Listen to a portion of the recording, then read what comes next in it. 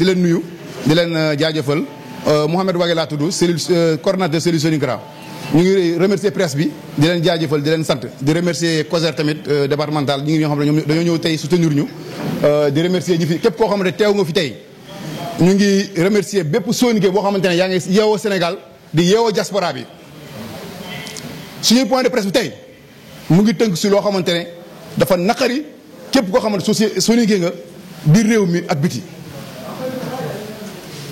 li xew si commune de Bokki Dieye li xew si département de Matam métti na képp koo xamante ne yaa ngi yeewoo Sénégal que ça soit ngay Soninké que ça soit ngay pulaar que ça soit ngay olof ak koo mëntu doon benn nit kese mënoo nekk si département bi depuis 2012 yow nga bëgg def loo xamante ne maanaam arrangé wu kenn yor ko la arrangé depuis 2012 Farba Ngom mu ngi si département bi di toogaayu buur depuis 2012 Farba Ngom mu ngi si région de Matam bi di def lu ko neex am na ay incidents yi doon xew président de la république ak képp koo xam ne ñu ngi si nguur gi te seen bët ba tey ñu ñoo dal suñu doom ñu ñoo dal suñu leader mooy Kalidou Wagué keroog bi si incident bi monsieur Kalidou Wagué maire de la commune de Bokki Dieye et honorable député mu ngi jugee si réunion conseil benn yoon la monsieur le maire mën a jaar pour egg si tali bi pour mën a dem këram dem añi Farba Ngom maire Dagnam mu indaale Bokki Dieye lu ëpp 50 nervi dëkk bu mel ni Bokki Dieye nervi xaju fa dëkk bu mel ni Bokki Dieye nervi amu fa place képp koo xam Bokki Dieye xam na ni que Haalpulaar ak Soninké depuis suñuy maam yi ñoo dëkk te musuñu am problème Farba Ngom doo jigee añam nga bëgg ñëw Bokki Dieye bëgg tàqale Soninké yi ak Haalpulaar yi loolu duñ ko sara duñ ko nangu Farba Ngom boo xamul yee kan man Mouhamed ma xamal yee kan Farba Ngom géwél dëgg day yor puso di ñaw waaye géwél mu yoree lam sa di xotti di dem Farba Ngom li sa maam yi ñawoon li sa maam yi raboon mooy géwél yi yow loolu nga bëgg a ñëw tey jël sa lam sa daggati ko di ko yàq duñ ko nangu muy loo xamante ne lu ñu metti ba si kanam yàlla li xew keroog dañoo jël monsieur Kalidou Wagué jël ko pomp ko tey information yu ngi daw fépp si réseaux sociaux yi ñu dem bay fay ay influenceurs pour ñu yàq image u monsieur Kalidou Wagué te mu doon loo xamante du dëgg du yoon tey cellule Soningra société sénégalaise bi ñëpp ñu ngi taxaw tey di ko ñaawlu di ko ñaxtu di wane président de la république li xew Bokki Dieye c'est du banditisme li xew Bokki Dieye c'est de l'agression li xew Bokki Dieye muy loo xamante ne day yàq mbokk li xew Bokki Dieye commune de Bokki Dieye muy loo xamante ne day yàq diggante ethnie yi Farba Ngom benn objectif la am man Mouhamed Wagué man maa koy wax te il faut président dégg ma Farba Ngom objectif bu mu am mooy Kalidou Wagué il est le seul Soninké boo xamante ne mu ngi si région département de Matam bi Farba Ngom objectif bu mu am mooy Soninké bi nga xamante ne moo nekk département bi Farba Ngom nee na nañ def le tout Soninké boobu mu génn département bi comme ça ñoom pël yi kese ñuy diriger département bi ndax mu mën a toogaayu buur le seul homme qui dérange Farba Ngom mooy Kalidou Wagué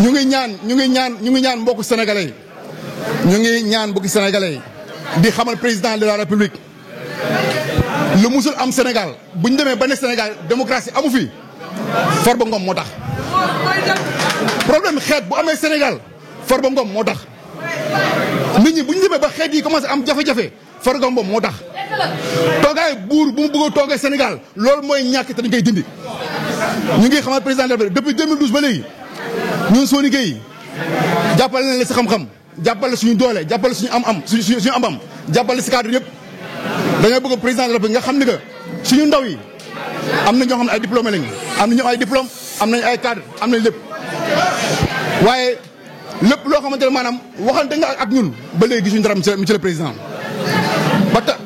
bu loolu weesoo sa silence bi nga gardé yow ak sa premier ministre Amadou Ba par rapport ak incident bi dal si kaw Kalidou Wagué tiital nañ trop 2012 ba léegi monsieur le président Kalidou Wagué mu ngi lay topp Kalidou Wagué jàppale na si alalam Kalidou Wagué jàppale na si xam-xam Kalidou Wagué amul lu mu la jàppale si àdduna ba pare il est moom mooy mennam gor bi nga xamante ne sa nguur gi toog na fa jàppale te laajtewul benn poste.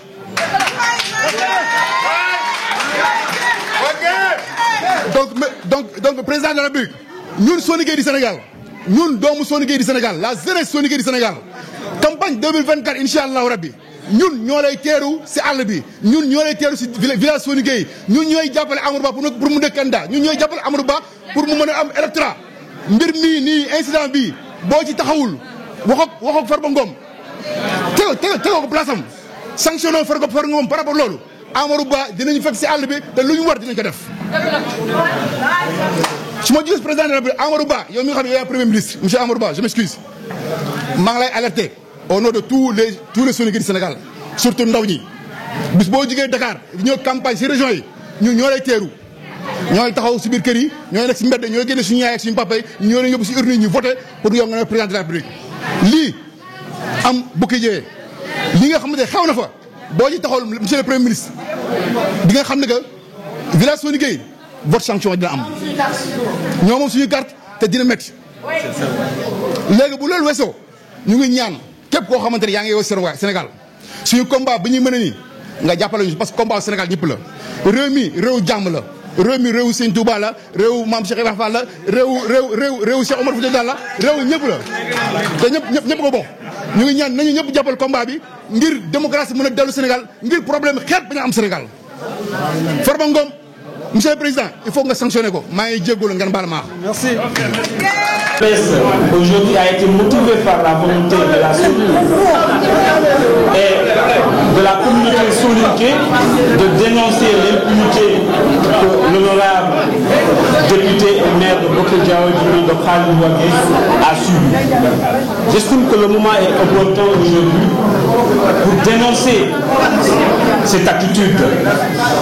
C'est dans ce sens que nous sommes réunis aujourd'hui pour réprimander l'attitude de Farba Ngom, député et maire de Agnam vis-à-vis de Kalidou Wagué, député et maire de Bokeh Diao. Nous tenons à préciser que dans la région de Matam, les militants de Benno Bokk Yakaar, malgré les petites divergences, ont toujours pu conserver cette sympathie naturelle qui les unissait. Précisons aussi que Farba Ngom est le coordinateur départemental de l'APR, mais aussi un responsable politique dans la région de Matam et intrinsèque à la communauté Pulaar. Il devrait en amont savoir que nos deux ethnies, Pulaar et Soninké, il devrait en amont savoir qu'entre ces deux ethnies, Pulaar et Soninké, il y a toujours eu une bonne cohésion et jamais la politique n'a pu les diviser. Le statut et la notoriété que vous incarnez dans la communauté Pulaar est exactement ce que Kalidou Wagué incarne dans notre communauté. Vous devrez plutôt trouver des moyens et consolider cette coexistence et de parfaire les relations qui relient ces deux ethnies. Alors, on ne sait par quelle obsession Farba Ngom a laissé produire cette altercation entre lui et M. Kalidou Wagué. Ce défaut de coordonner et de ménager une région ne devrait pas vous conduire jusqu'à mettre dans l'arène politique deux ethnies qui se sont toujours respectées entre elles, exister une bonne cohésion sociale. Nous, la communauté soninké, nous clarifions explicitement que nous n'avons aucun problème avec la communauté Pulaar et continuer à croire à la bonne foi de notre cohabitation. Cependant, nous condamnons fermement cette défiance que Farba Ngom a fait subir à Kalidou Wagué en tant que coordinateur. C'est un acte ignoble. De vous laisser entrer dans des relations hostiles avec vos propres collaborateurs, vos propres militants, cela demeure regrettable. Comment vous vous êtes retrouvé en mauvais termes avec vos propres collaborateurs? Pouvoir ménager comme un vrai leader et de coordonner comme un grand responsable, c'est là votre défaut, M. Farba Ngom. Utiliser des machettes, des jets de lacrymogènes contre un leader politique de même parti est le combat de la bassesse humaine. Depuis 12 ans, tous les responsables politiques de la région se sont réduits à vous suivre, à vous accompagner dans cet état politique de notre coalition. Et vous avez soustrait à ce niveau sans leur permettre d'accéder à d'autres opportunités. Cela est un constat général. Mais vouloir les broyer, les gager, donc les éliminer, cela on ne vous laissera pas faire. Cette bataille rangée n'honore pas le parti, en particulier APR et Benno Bokk Yakaar en général. Nous, la jeunesse militante et sympathisant et la cellule Soninkara de l'honorable député maire Khalidou Wagué, nous nous indignons et dénonçons avec force l'attaque sauvage que notre leader a subie au niveau de sa propre commune. Cette agression bestiale est perpétrée par des nervis armés des fusils de pompe à gaz et de gourdins dans le but d'humilier un allié. Nous condamnons cette agression et nous promettons qu'une telle barbarie n'arrivera plus à notre leader. Nous prendrons toutes les mesures pour sa sécurité et qu'advienne ce qui pourra.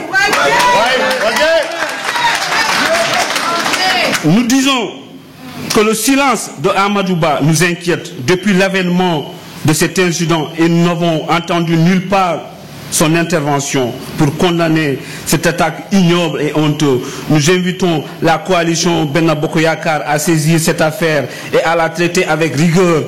C'est elle, si elle ne vaut pas l'éclatement de notre coalition, nous refusons le banditisme de toutes ses formes. Nous réitérons notre appel et aussi avertissons toute la communauté. Cet acte dont notre honorable a été victime, c'est aussi une diffamation calomnieuse visant à ternir sa réputation, à semer le doute quant à sa personnalité et à son intégrité. Cet acte odieux, antidémocratique, anticonstitutionnel constitue une attaque directe contre la voix du peuple. Nous dénonçons fermement ces actes qui consistent à manipuler l'opinion publique et à discréditer un individu compétent et engagé, dont le seul crime est de défendre avec honnêteté et dévouement les valeurs et les intérêts de notre société. Nous exhortons le gouvernement et les instances concernées à prendre des mesures immédiates pour garantir la protection de ceux qui font preuve de dévouement, en particulier notre sœur Khalidou. Nous devons rappeler que les valeurs qui nous définissent ne peuvent pas être éteintes par ces actes abjects. La démocratie ne peut pas prospérer si l'État ne prend pas ses engagements. Cet acte impitoyable et d'une extrême gravité a porté non seulement atteinte à la vie d'un individu, mais aussi à l'essence de notre liberté, de notre démocratie. Aujourd'hui, si la démocratie sénégalaise est ternie, c'est l'image de Farba Ngom qui ternit la démocratie sénégalaise. Pour rappel, si nous analysons ses intentions, l'on pourrait dire que cet homme a l'idée selon laquelle les Soninké, minorité qu'elles soient, ne peuvent pas être leaders dans leur localité. Raison pour laquelle notre cher leader a été attaqué. Avec le silence radio des autorités. Une idéologie d'intolérance est alors occultée. En même temps, les scandaleux plans hardis de déstabilisation sont alors ourdis contre la personne de Khalidou Wagué. L'incitation délibérée et cruelle de cet homme est connue, Farba Ngom. Sans aucun doute, lui et ses nervis ont recours à la tactique des criminels. Le silence des autorités signifie que ces autorités sont directement impliquées. Avec le proverbe Paul qui dit Bandum. Farba Ngom est un Paul, Macky Sall aussi est un Paul, raison pour laquelle ils sont tous silencieux. Merci.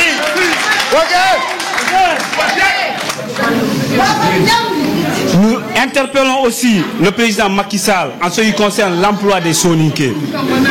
C'est un problème qui est crucial. Les Soninké sont la première communauté qui contribue directement en finançant le président pour qu'il puisse devenir ce qu'il est aujourd'hui. Mais le président... La communauté Soninké s'est déplacée pour aller lui retrouver au palais. Il nous a fait des promesses, mais ces promesses ne sont jamais tenues.